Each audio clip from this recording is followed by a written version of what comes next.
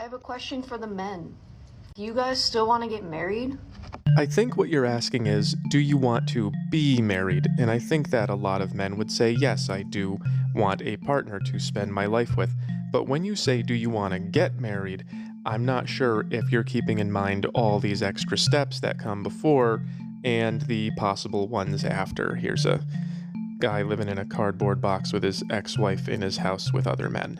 You have to keep in mind that happens with roughly 1/3 of new marriages, and that's only for the men who have the opportunity to get married, which is contingent upon a bunch of steps that have changed quite a bit over the years. So in order to get married, you have to date, and in order to date, you have to work and make money, and in order to work and make money, you have to go to school, and men have been facing a lot of new difficulties in all of these areas over the last few decades. So, do I want to have a partner? Yes, but do I want to go through all of this again? Not right now. So you want to get married, you have to date, you want to date, you have to work, you want to work, you have to go to school. This is where a lot of male problems begin. I'm not saying that schoolgirls have it easy, but the last few decades, schoolboys have been treated like they are defective. In 3rd grade, I used to finish my work before the other kids, and I would get up and move around, and they told me that was not okay, so they medicated me. When I got a little older, the other boys would start fights, and I went to the authorities to do the right thing, and they punished both of us. So then I took matters into my own hands, and they punished just me because of these policies. They don't let boys just fight it out anymore. Those types of policies are not setting young boys up for success. They punish the way that we natively look at the world. It definitely messed me up a little, and that was 30 years ago, and I have no idea what's going on now. When we get older and go to college, there are all kinds of things in place to help girls that are not available for boys, and they say that it's there to correct problems, but I don't think those problems exist anymore. So as we are accumulating what we need to succeed in life, boys are getting less of a head start than they used to, which is, I think, one of the contributing reasons for why they say they have Peter Pan syndrome and they never grow up. I think it starts here. When we get into the workplace, there are similar programs that benefit women and not men. And that's an issue because women want to make equal money to men, but then they also want men to make more and support them, and you can't have both. Additionally, the culture has become very inhospitable towards men, and again, the way that men communicate and behave.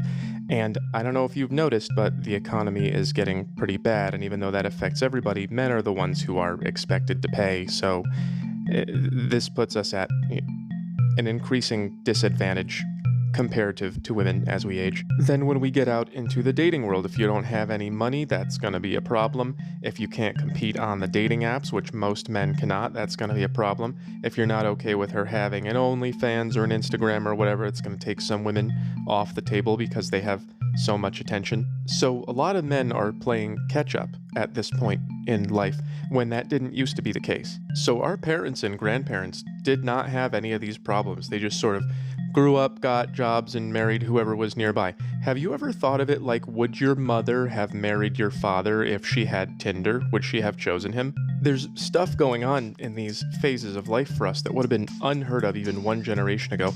I once had a job where I worked with a girl. We had the same job. I had more experience. We had layoffs, and later she matched with me on Bumble and came to hook up. And I said, would you like to continue doing this? And she told me that I didn't have my life together enough. We were living in the same place, in the same job market, and we came from the same job, and I had more experience.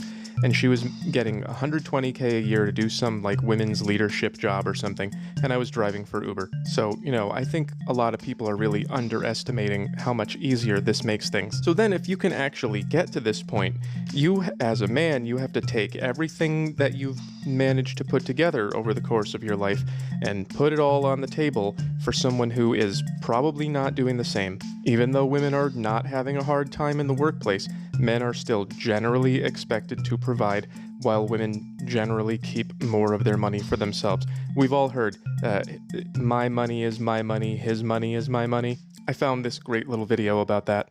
But I just have a quick question. My husband won't see all of my accounts, right? I have like 8 different bank accounts, but my husband only knows about 2 of them.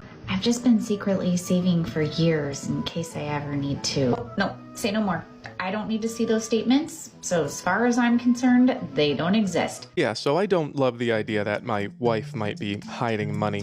Of course, I'm not allowed to do that. All of my money has to be on the table, and there's about a 1/3 chance that you're going to be taking it to party with other dudes in the house that I bought for you. Divorce laws have changed too.